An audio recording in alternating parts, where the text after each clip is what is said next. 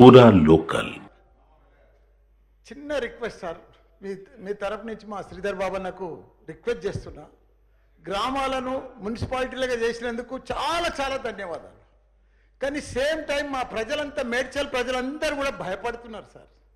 ఎందుకంటే గ్రామాలను నా తను 61 గ్రామాలు ఉండే, 61 గ్రామాలను తీసుకొచ్చి మున్సిపాలిటీలలో కలిపేసారు. ఇప్పుడు నా తను ఎంపీటీసీలు లేవు, సర్పంచులు లేవు, జెడ్పీటీసీలు లేవు.